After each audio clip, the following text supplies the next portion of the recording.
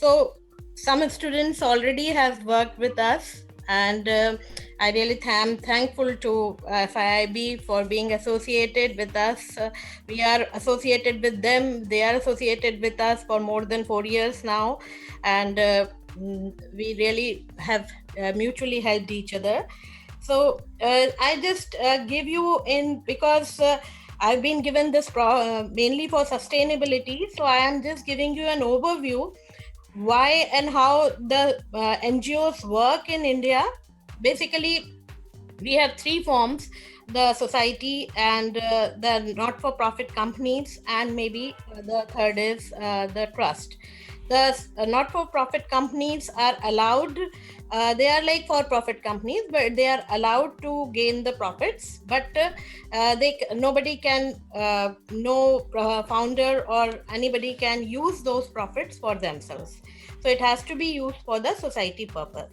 In a way, it may be good for maybe for healthcare also, because in some countries even the healthcare is not for profit work, but in our country it's not possible. It's very difficult to do a totally not for profit work in India, because so much of our population is there that we cannot give the quality care to everybody if we are doing totally charitable work. And as madam has said, that if we do a free work for everybody, it gets a, they have a chance to use, like they think it becomes their thing, that they should get everything free, which is not good. And because you know that all of us are working hard and nothing is comes free totally in this world.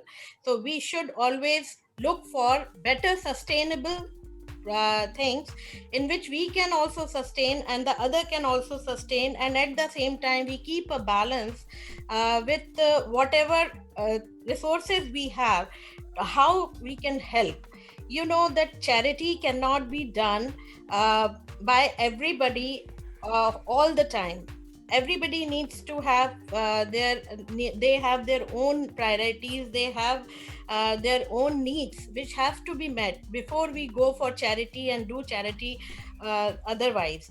So everybody needs to fulfill those things first, and then they can look after the charity work also.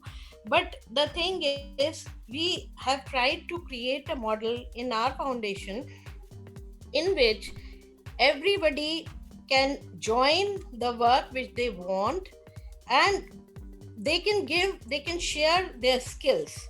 If they cannot share their money, if they cannot share the time, then they can share the skills, or in any other way, whatever they wish to. In what way?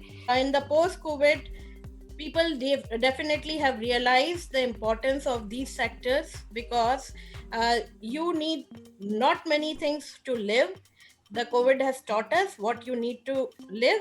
The life, food, shelter, health, and environment were the most important things during COVID times.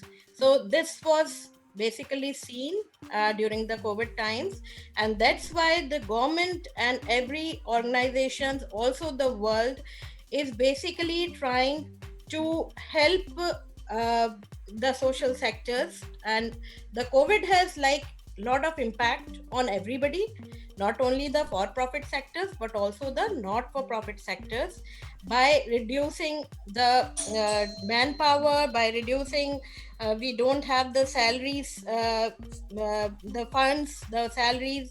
Also the donors who are going to give us, they also are having a financial crunch, so they also may not be giving us those funds.